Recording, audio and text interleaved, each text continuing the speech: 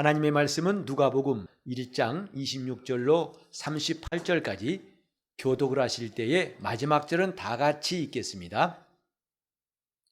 여섯째 달에 천사 가브리엘이 하나님의 보내심을 받들어 갈릴리 나사렛이라는 동네에 가서 다윗의 자손 요셉이라 하는 사람과 정혼한 처녀에게 이르니 그 처녀의 이름은 마리아라.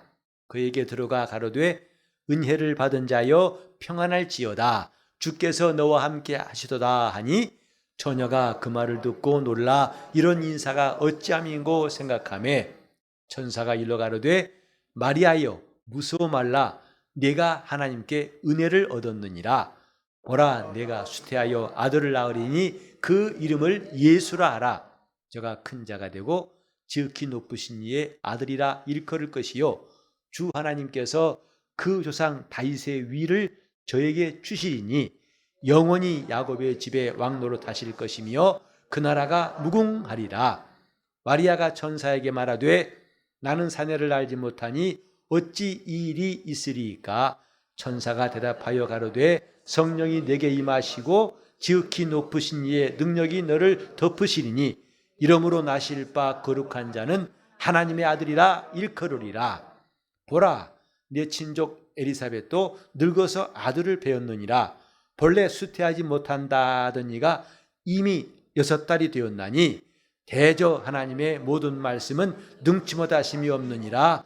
마리아가 가로되 주의 계집종이오니 말씀대로 내게 이루어지이다 하며 천사가 떠나가니라. 예배하는 여러분 심령이 오늘도 은혜의 충만함 또 일생 마르지 않는 하나님의 은혜의 샘이 가득하시기를 예수 이름으로 축복합니다. 여러분 은혜 받으셨습니까? 교회에 나와서 많이 듣는 말 중에 하나가 은혜입니다. 그래서 장명할 때에도 보면 은혜란 말을 한참 썼던 시절이 있었습니다. 우리 집의 큰아이도 원래 이름은 은혜였습니다. 태어난 것부터가 하나님의 은혜라고 할 수밖에 없는 정말 하나님의 도우심으로 그분의 역사하심으로 첫 번째 숨을 쉬었기 때문에 하마터면 이 땅에 없을 뻔한 그런 위경을 딛고서 하나님이 나오게 하셨기 때문에 저는 고민도 하지 않고 은혜라고 이름을 지었는데 나중에 초등학교 때 그래요. 아빠 교회 가면 사방이 은혜야 그래요. 성구 치면 다 은혜입니다. 은혜야 그러면 여러 해가 다 돌아본대요. 그래서 이름을 바꿔준 것이 이제 오늘 이 말씀이 은혜를 받은 자여 평안할지어다. 그 뜻을 함축해가지고 이름 바꿔줬는데 은혜란 말을 많이 들으니까 이제는 무덤덤해요. 귀한 것 같지도 않고 새롭지도 않고 별로 마음에 와닿지 않아서 그러려니 합니다. 그래서 은혜 받은 사람 별로 부럽지 않게 느낄 때가 있죠. 사실은 은혜 받은 사람처럼 귀한 사람이 또 있을까요? 은혜 받은 사람처럼 부러운 사람이 또 있겠습니까? 은혜가 무엇인지를 안다면 그렇게 할 것입니다마는 그러나 요즘에는 은혜 받은 사람보다도 복 받은 사람 그러면 눈이 번쩍 띄어지죠. 저 사람 복 받은 사람이야. 그래? 은혜 받은 사람이야. 그래? 벌써 톤이 달라요. 그만큼 은혜가 뭔가 우리 믿는 자들 가운데서도 그렇게 탐탁지 않은 만큼 느껴진다는 것이 아쉬운 일이라고 생각합니다. 물론 은혜는 예수 안에 들어올 때만 있는 것은 아닙니다. 우리는 예수 믿기 전에도 선생님의 은혜를 노래할 때가 있었고 무엇보다도 부모님의 은혜, 낳아주시고 길러주신 부모님의 은혜에 대해서 노래하고 기릴 때가 매년 한 번씩 있죠. 하지만 교회에서 말하는 은혜는 그와 달라요. 내게 은인들이 있어서 내 삶 가운데 꼭 필요할 때, 위급할 때 나를 도와준 은인이 있어가지고 그에 대한 고마움이 있는 것 참 귀한 일이죠. 그러나 성경이 말하는 은혜는 은인 정도가 아닙니다. 그래서 오늘은 이 은혜를 받은 자에 대해서 좀 말씀을 함께 상고하려고 합니다. 이것은 신약 성경에 아주 중대한 사건을 하나님이 열어가실 때에 천사를 통해서 첫 번째 하신 메시지입니다. 은혜를 받은 자여 평안할지어다. 은혜가 뭘까요? 보통 우리는 아주 마음에 감동되는 찬송을 들을 때 은혜로운 찬송이다 그럽니다. 또 설교 들을 때 마음에 큰 감동이 오면 은혜스러운 설교라고 말합니다. 물론 틀린 것은 아닙니다. 그러나 자칫하면 막연하게 은혜가 마치 기분, 감정 이런 분위기로만 제한할 수가 있는데, 그래 우리는 은혜의 실체가 무엇인가 알아야 됩니다. 그림자 같은 것 보고서 은혜를 하지 말고 실체, 그 은혜의 실체가 뭐냐? 예수 그리스도예요. 그래서 성경에 말씀하기를 요한복음 1장 17절에 율법은 무엇으로 말미암아 주신 것이요? 은혜와 진리는 예수 그리스도로 말미암아 온 것이라고 말했습니다. 그런데 구약 성경에도 은혜라는 것이 나오지만은 신약에서 그 은혜가 온전히 우리에게 나타났는데 그 은혜는 예수 그리스도로 말미암아 온 것이다. 다른 말로 하면은 예수가 없으면 은혜를 할 수가 없다 이 말이지요. 아무리 좋은 것, 아무리 기쁜 것, 아무리 잘되고 부러운 것일지라도 그걸 함부로 은혜라고 하기는 좀 어렵다 이 말입니다. 예수 그리스도로 말미암아 온 것. 우리 누구나 다 부유하기 원합니다. 돈 많으면 좋습니다. 편안하고 하고 싶은 거 할 수 있습니다.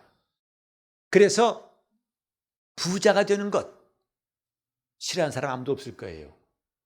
그러나 예수 없이 우리는 부자 되는 것보다도 예수로 말미암아 부유하기를 원합니다.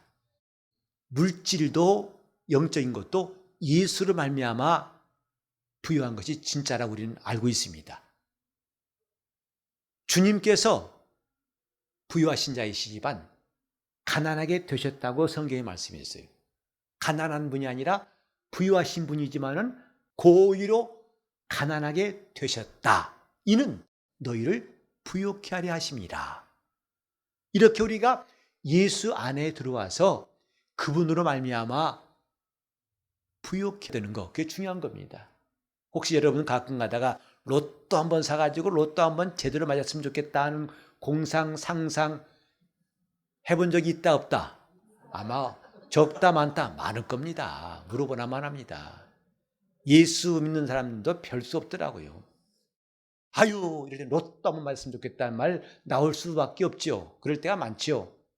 그러나 우리는 예수 없이 로또 맞아 부자 되는 것보다도 예수로 말미암아 부유하는 것이 진짜인 줄 알아야 됩니다. 구별할 줄 알고 사랑할 줄 알고 환영할 것이 있어야 한다 이 말이죠. 은혜의 실체는 예수 그리스도입니다. 그 은혜가 무엇인지를 제대로 아는 사람은 아무리 부유하고 좋은 것일지라도 예수와 관계없는 것은 사양합니다. No. 세상 부귀 영광 그리스도와 멀어진 것이라면 No. 아무리 귀한 것이라 할지라도 예수와 관계없다면 바울처럼 배설물같이 여기는 사람이 참 그리스도인이죠. 은혜의 실체 예수 그리스도입니다. 그래서 그분이 은혜를 주신 분인 줄 알았고 그걸로 끝나는 게 아니라 그분과 함께하고 그분과 함께 가고 그분과 함께 역사하는 것, 이것도 은혜예요.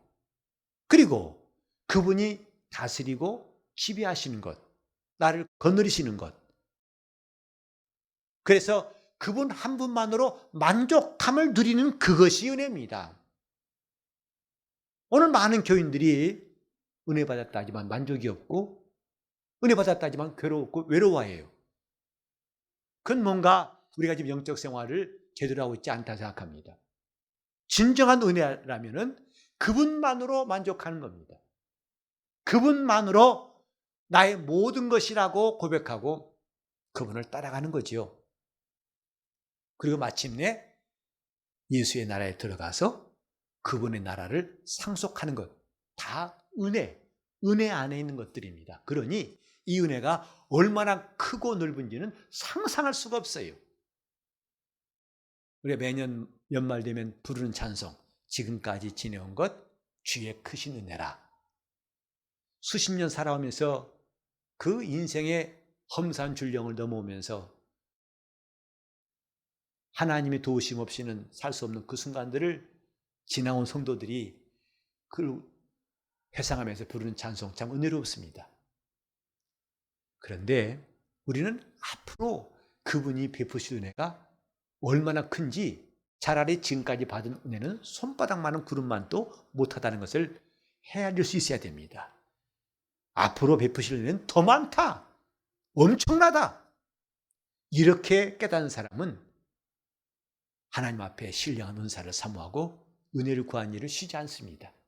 다 받았다, 배부르다 생각하니까 이제 괜찮다고 하니까 점점 마음이 식어지지만 제대로 은혜가 무엇인지 안다면 그렇게 될 수가 없다 이 말이죠. 지극히 작은 것에 불과하다. 뭐에 비하면 앞으로 내가 그 은혜로 받을 영광에 비하면 이것은 비교가 안 된다. 그래 바울이 말한 것처럼 지금 잠시 받는 환난의 가벼운 작은 것이 장차올 영광의 힘이 크고 무거운 것에 비하면 좋게 비교할 수 없다고 말하지 않습니까? 이처럼 은혜는 예수 처음 믿을 때 잠깐 받는 그것을 말하는 게 아니고 우리 온 삶을 뒤덮고 있는 게 은혜예요. 시작부터 마지막까지. 아니, 주 예수의 나라에 들어가서 상속자, 하늘의 상속자 되는 것까지 다 주의 은혜로 된 것이다 이 말입니다. 오늘 제가 이 자리에서 설교하는 것도 주님의 은혜 때문입니다. 제가 여러분 앞에서 성경을 읽고 감히 하나님 말씀이라고 전할 수 있는 이것은 그분의 은혜 없다면 전혀 가능하지 않았던 일입니다. 그분의 은혜를 입고 이 강단에 선 것 제가 감사하고 감사할 제목이에요. 은혜의 실체는 예수다. 예수 그리스도로 말미암아 은혜가 임한다고 성경은 밝히 말씀하고 있습니다. 그래서 내가 은혜 받았는가 아닌가를 가장 쉽게 분명하게 판별할 수 있는 기준이 뭐냐 하면 평강이 있는 것입니다. 은혜 받으면 평강이 있다 이 말이죠. 이 본문에도 은혜를 받은 자여 평안할지어다. 우리가 때때로는 평안한 가운데 때때로는 환난 중에 풍파 중에 우리 삶은 변화불측한 날씨 같아가지고 그렇게 들쭉날쭉 롤러코스터 같지만은 그 어떤 경우라도 내가 은혜 안에 있다는 것을 증명하는 가장 확실한 증거 평강입니다. 은혜를 받은 자여 평안할지어다. 그래서 우리 앞서간 믿음의 선진들은 그들이 핍박받고 마침내 순교할 그 순간에 있을지라도 마음은 얼마나 평안하든지 하늘 가는 밝은 길이 내 앞에 있음을 찬송했고 내 구주 예수를 더욱 사랑합니다 하고 고백하면서 트랙터에 깔려서 순교했어요. 은혜를 받은 자에 평안할지어다. 은혜는 우리가 잠시 받았다고 기뻐하다가 또 식어버리면 과거 일 되는 것이 아니라 항상 우리 삶 가운데 차고 넘치야 할 은혜인데 그 증거가 평강이다. 오늘 천사가 마리아에 했던 똑같은 인사를 여러분에게 할 때 여러분에게도 그런 평강이 임하기 바랍니다. 은혜를 받은 자의 평안할지어다. 이것이 은혜예요. 무엇보다도 평강이 있는 것이 주님의 은혜입니다. 살림이 조금 더 나아진 게 없다 할지라도 일이 점점 힘들어지고 어렵다 할지라도 신기한 것은 그 위험한 수술 앞에 두고 이 결과가 어떨지 모를지라도 그 불안한 마음이 싹 떠나가 버리고 마음에 큰 평안이 많은 것, 그걸 경험한 사람들은 바로 그것이 내가 은혜 아래 있다는 증거임을 기억해야 됩니다. 자, 그래서 성경은 이런 은혜를 헛되이 받지 말라. 그러니까 은혜 받았다고 잠깐 기뻐하다가 또 이제 은혜 받은 게 뭐냐? 나는 모르겠다 하고 전혀 은혜와 관계없는 사람처럼 되지 말라. 은혜를 헛되이 받지 말라 했어요. 무엇이 은혜를 헛되이 받는 것일까요? 첫 번째는 맛이나 보고 그만두는 것이 은혜를 헛되이 받은 것입니다. 히브리서 6장 4절 6절에 보면 한 번 비침을 얻고 하늘의 은사를 맛보고 성령의 참여한 바 되고 내세의 능력을 맛보고서 타락한 자들은 다시 속죄하여 구원받을 수 없다고 말씀했어요. 두 번이나 맛보고가 나와요. 바로 하늘의 은사를 맛보기만 하고 또 내세의 능력도 맛만 보고 나중에 타락했다면 이 사람은 은혜를 헛되이 받은 사람이다. 여러분이 대형마트 가서 가끔 식사 때쯤 되면은 몇몇 코너에 시식하는 게 있죠. 잡숴보셨어요? 거기에 소세지 조그만 조각 떼놓고 그 다음에 또 우유도 조금 따라서 마시게 컵도 담아놓기도 하고 여러 가지 코너들이 있습니다. 배고플 때는 그것도 괜찮습니다. 저도 몇 번 먹어본 적이 있어요.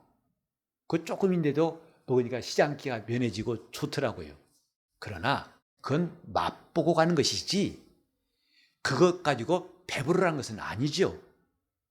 은혜는 맛만 보고 끝내는 것이 아니다. 시식 코너 가서 시식한 정도가 아니라 그것으로 살라는 것입니다. 두 번째로 헛되이 은혜 받는 게 뭐냐? 그건 뭐냐면 은혜 받았다면서 나중에 주님을 멀리한 사람이 나오고 떠나버린다면 그건 바로 은혜를 헛되이 받은 것이다 이 말이죠.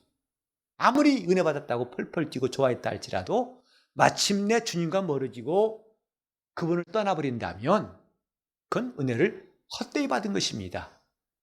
그래서 왜 내가 한때는 충만했었고 한때는 그건 다 쓸데없는 일이죠. 세 번째로 헛되이 받았단 말이 뭐냐면 은혜 받았다면서도 말씀을 순종치 않다면 그것 또한 헛되이 받은 겁니다. 은혜 받은 사람이라면 따지지 않고 순종했던 시절 여러분 기억하십니까? 여러분 처음 은혜 받고 나서 그때는 불만이라는 것을 찾을 수가 없었죠. 다 좋았죠. 그리고 무슨 일을 맡기든지 아멘, 아멘 했습니다. 조금도 망설이지 않고 아멘 했던 기억 나시죠? 그게 제대로 은혜 받은 것인데 언제부턴가 자꾸 뜸들이고 하나님 말씀과 밀당을 해요. 당겼다가 가까웠다가 밀당합니다. 우리는 은혜를 제대로 받은 사람이라면 그때부터 말씀을 순종한다는 것. 그건 누구나 다 아는 상식 아닙니까? 우리는 은혜를 받을 때 헛되이 받지 맙시다. 그리고 제대로 은혜 받고 하나님 나라를 위해서 유익하게 주님을 섬겼으면 좋겠습니다. 이것이 은혜를 소중히 여긴 사람들의 특징입니다. 자, 그러면 우리는 이 본문에 돌아와 가지고 천사가 두 번이나 마리아에게 은혜를 받았다는 사실을 강조하죠. 28절에도 은혜를 받은 자여 평안할지어다. 여러분에게 이제 오늘 시간부터 가장 기분 좋고 가장 기쁜 말은 여러분을 향해서 은혜를 받은 자여 하는 말 되기를 바랍니다. 은혜를 받은 자여 가장 기쁜 말, 정말 안심이 되고 그 사람은 영생을 얻고 그 사람은 하나님의 자녀가 되고 그 사람은 하나님 늘 함께 하시고 함께 역사하는 사람이기 때문입니다. 은혜를 받은 자여. 근데 천사가 또 30절에 보면 한 번 더 말했어요. 내가 하나님께 은혜를 얻었느니라. 은혜를 받은 자라는 것은 첫 번째 중요한 게 뭐냐면 나 혼자 주장으로 끝나는 게 아니고 하나님도 인정하신다는 사실이에요. 신앙생활은 일방적인 것이 없습니다. 종교는 일방적인 거예요. 아무리 경건하고 아무리 참되게 살고 아무리 애쓴다 할지라도 종교와 기독교의 차이점은 분명합니다. 종교는 일방적인 겁니다. 그러나 기독교의 특징이 뭐냐면 주님 말씀하신 대로 내가 너희 안에 거하고 너희는 내 안에 거하라. 또 하나님을 가까이 하라. 그리하면 나도 너희를 가까이 할 것이다. 나를 간절히 찾고 찾는 자가 나를 만날 것이다. 나를 사랑하는 자가 나의 사랑을 입을 것이다. 무슨 말이죠? 나를 사랑하면 나 또한 너를 사랑할 것이다. 이렇게 말씀했어요. 너희가 남에게 대접받고자 하는 대로 남을 대접하라 하신 이 말씀은요, 우리가 나와 이웃 간의 관계뿐만 아니라 그분과 우리 관계도 똑같이 적용되는 원리예요. 내가 그분을 그만큼 귀히 여기면 그분도 나를 귀히 여기시는 것이고, 내가 그분을 그만큼 의지하면 그분 또한 나를 힘있게 붙들어 주신다 이 말이죠. 내가 그분께 마음을 여는 만큼 그분도 나를 도우시고 함께 하신다는 것, 이걸 우리는 명심해야 됩니다. 신앙은 일방적인 것이 없어요. 어떤 사람은 그래요. 하나님 왜 나를 사랑하지 않으세요? 돌아보시기 바랍니다. 내가 과연 주님을 사랑했는지. 하나님 왜 나는 이렇게 응답이 없어요? 얼마나 기도했는지. 성경은 다 짝이 있어요. 짝사랑처럼 혼자만 하는 게 아니라 짝이 있어서 구하라 주실 것이요, 찾으라 찾을 것이요, 문을 두드려라 열릴 것이다. 괜히 열리는 문은 없습니다. 우연히 찾은 거 없습니다. 가다가 주운 거 없습니다. 다 하나님 앞에 심었기 때문에 거두게 하시는 것입니다. 이렇게 우리는 신앙이 일방적인 것이 아니고 진정으로 은혜 받은 자는 뭐냐면 하나님도 내가 은혜 받음을 인정하신다 이 말이죠. 하나님께서 여러분을 은혜 받은 자라고 인정하시기를 예수 이름으로 축원합니다. 이것이 진정한 행복이에요. 내가 하나님 자녀라는 것도 혼자만 우기면 얼마나 공허합니까? 그건 연극하는 배우와 같아요. 배우 혼자 하지 않습니까? 아버지! 그러나 사실 상대 아버지 역도 아들로 여기지 않거든요. 드라마 끝나면 야, 밥 먹으러 가자 그러죠. 그러나 우리는 그렇게 공허한 외침이 아니라 내가 자녀인 것을 성령께서도 증거하신다고 그랬어요. 맞다. 맞다. 신앙은 고독한 게 아니고 일방적인 게 아니고 그분의 인정받는 겁니다. 그렇기 때문에 우리는 신앙생활 잘해야 됩니다. 혼자 만족에 끝나지 말고 그분께 도달할 수 있도록, 그분의 보좌 앞에 도달할 수 있도록 하나님의 인정받는 것이 중요한 것이고, 그래서 하나님 앞에 인정받는 이 은혜가 중요한 것이고, 은혜 받는 자는 두 번째로 뭐냐면 그분이 찾으신다 했어요. 마리아를 하나님이 찾으신 사건을 우리는 함께 읽었습니다. 이 세상에 처녀가 그 사람 하나뿐이겠습니까? 이스라엘도 12지파가 있어요. 처녀가 하나밖에 없었겠습니까? 유다지파 중에서도 처녀가 한둘이 아닐 것입니다. 그런데 하나님께서는 바로 마리아를 찾으셨어요. 그를 찾으셨어요. 아무나 찾지 않습니다. 아무나 그가 찾으시고 그를 만나지 않고 이미 역대하 16장 9절에도 말씀했죠. 하나님의 눈은, 그분의 눈은 온 땅을 두루 감찰하사 전심으로 하나님을 향하는 자에게 능력을 베푸시며 그랬어요. 하나님의 눈이 누구를 찾는가? 성경은 답을 말씀했습니다. 전심으로 하나님을 향하는 자에게 그분이 능력을 베푸신다 말씀했습니다. 요즘에 구글 지도라는 거 보신 적 있나요? 저 위에서 땅을 본 화면을 계속 확대하면 쫙쫙쫙쫙 하면서 클로즈업 돼가지고 나중에 집들이 다 보이고 길이 보여요. 신기하죠? 우린 그걸 통해서 하나님이 이 땅을 보실 때에도 저 위에서 점 같은 존재를 있구나가 아니라 그분의 눈은 찾으시되, 마치 구글 지도를 검색해서 내가 목적지를 검색하듯이 하나님은 찾으신다.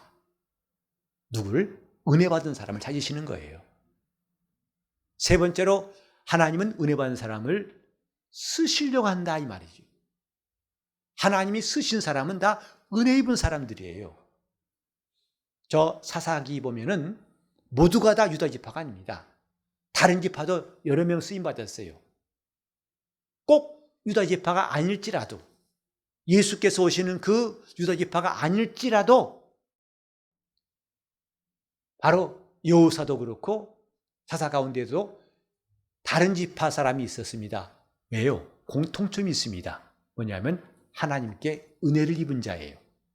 삼손도 그러하고 여러 사람들, 하나님 앞에 쓰임받은 사람들은 한결같이 은혜 받은 사람들입니다. 하나님이 그들을 이제는 찾으시되 사용하신다는 사실을 이 본문에서 볼 수 있어요. 그래 하나님 말씀하십니다. 전사를 통해 말씀하시기를 내가 수태에서 아들을 낳을 것이다. 이 충격적인 메시지를 그가 소화할 수 없어요. 나는 사내를 알지 못합니다. 어떻게 그런 일이 가능하겠습니까? 하나님이 또 주신 메시지가 나오죠. 성령이 내게 임하시고 지극히 크신 이의 능력이 너를 덮으실 터이니 마실 바 거룩한 자는 하나님의 아들이라고 일컬음 받을 것이다. 보통 사람이 아니다. 하나님의 아들이라고 일컬음 받을 것이다. 우린 종종 하나님이 일할 때 낙심이 되죠. 마리아와 똑같습니다. 내게 집부인 줘줄 때 어떡해. 나는 바쁘고 힘들고. 그때 우리는 똑같은 말씀을 기억할 필요가 있어요. 성령이 임하시고 지극히 크신 이의 능력이 너를 덮으시리니. 그러면 대저 하나님 모든 말씀은 늙지마다 힘이 없다. 이런 놀라운 일들이 올해는 여러분 각각의 심령에 일어나길 바랍니다. 내가 지금 틀을 짜놓고 이 안에만 하나님이 이 안에서만 말씀하시고 이 안에서만 일하시옵소서. 이제 그 틀을 다 깨뜨려버리고 은혜 받은 사람이라면 나중에 마리아가 노래합니다만 능하신 이가 큰 일을 행하셨다고 찬송하죠. 뒤에 보면은 능하신 이가 큰 일을 행하셨다고 노래합니다. 제가 아주 좋아하는 구절 중에 하나고 기도할 때도 종종 이 기도를 합니다만은 능하신 이가 내 영혼 주 찬양하며 하나님 내 구주를 기뻐하는 이유가 뭐냐? 능하신 이가 큰 일을 행하심이라. 마리아는 하나님이 자기를 쓰신 일을 깨닫고서 능하신 하나님, 전능하신 분이 내게 큰 일을 행하심이니 그 이름이 거룩하다 하고 찬송했습니다. 그게 우리가 꼭 은혜 받아야 할 이유입니다. 능하신 이가 큰 일을 행하심이라. 나를 쓰시는 것이 얼마나 귀하고 놀라운 일인가. 하나님은 아무나 쓰시지 않습니다. 물론 하나님께서 애굽 왕을 쓰시고 바벨론 왕과 바사 왕과 또 아수르 왕을 쓰신 적이 있습니다. 하나 성경은 그들이 은혜 받았다 하지 않습니다. 다만 막대기로 쓰신 거예요. 채찍으로 쓰신 거예요. 그건 우리가 별로 사모할 게 못 됩니다. 하지만 하나님은 이스라엘을 사용하셨어요. 그들에게 은혜를 베푸시고 하나님의 백성으로 사용하시고 그 가운데에서 메시아가 나오게 하시고 그로 말미암아 온 인류가 구원받는 역사를 이루시는데 꼭 필요한 백성으로 이스라엘을 쓰신 겁니다. 은혜로 그들이 쓰임받은 거죠. 우리는 남을 때리고 아프게 하는 막대기로 하나님이 쓰시는 것보다도 은혜로 나를 사용하시기를 사모해야 됩니다. 주님 나를 주의 은혜로 쓰임받게 하소서. 비록 교회에서 지극히 작은 일을 할지라도 그것이 나를 쓰시는 시간, 나에게 은혜를 베푸시는 기회가 될 수 있도록 우리는 온통 이 속에 은혜를 사모하는 마음이 가득가득하여 한 해를 역사하기 바랍니다. 은혜가 충만하도록. 참 우리는 복을 달라는 기도보다 더 많이 해야 할 것. 주여 내게 은혜를 베풀어 주옵소서. 자 같이 합시다. 주여 주여 주 예수여 내게 충만한 은혜 주시옵소서. 내게 충만한 은혜 주옵소서. 여러분이 주님을 떠날 틈도 생기지 않고 여러분이 한번 맛이나 보고 끝난 사람같이 되지 아니하고 일생 동안 주님 손에 붙들려 하나님의 귀한 사람을 쓰임받는 그 힘이 은혜에 있습니다. 여러분 심령이 강건해지는 것도 사람들이 나를 칭찬해서 강해진 것보다도 하나님의 은혜로 강해지는 것이 진짜입니다. 그 은혜로 충만하시길 바랍니다. 하나님의 은혜가 충만하도록 우리 한번 이 시간 기도할 때 아주 내 소원 복을 달라는 기도보다 더 앞서 기도할 것 은혜를 받은 자여 주님 내 영혼에 주의 은혜가 충만하게 해달라고 오직 은혜로 내 영혼 내 평생을 그 은혜로 은혜 바다에 푹 잠길 수 있도록 그래서 성경에도 찬송가에도 바로 예수의 은혜의 바다라고 했어요. 그 은혜가 잠깐 컵 한 방울 정도의 그 은혜가 아닙니다. 은혜의 바다라고 했습니다. 주님 내 일생이 은혜 바다에 푹 잠길 수 있도록 충만한 은혜를 주시도록 통성으로 기도하시겠습니다. 하나님 아버지, 하나님 아버지, 하나님 아버지, 우리가 주 예수의 은혜를 사모하는 성도 되게 하여 주옵소서. 내 영혼 은혜 바다에서 헤엄칠 수 있도록 역사하시고 인도하여 주옵소서. 하나님 아버지, 하나님 아버지, 은혜를 사모합니다. 은혜 충만케 도와주옵소서. 주 예수여, 충만한 은혜를 허락하여 주옵소서. 허락하여 주옵소서. 주여, 붙들어 주옵소서. 인도하여 주옵소서. 하나님 아버지, 정말 하나님에게서나 우리 이웃들에게나 듣고 싶은 말, 은혜를 받은 자여 평안할지어다, 이 말이 되게 하여 주옵소서. 똑똑한 사람이여, 잘난 사람이여 보다도 은혜 받은 사람이여, 또 모든 일이 형통한 사람이여 라는 말보다 먼저 은혜 받은 사람 되기 원합니다. 주여, 우리 온 교회가 새해에는 은혜 받은 자가 되게 하여 주시옵시고, 그래서 일생 동안 은혜 바다에서 단 한 걸음 나오지 않도록 더 깊은 데에 나갈 수 있도록 주 예수여, 충만한 은혜 내려 주시옵소서. 예수 이름 받들어 기도 올리옵나이다.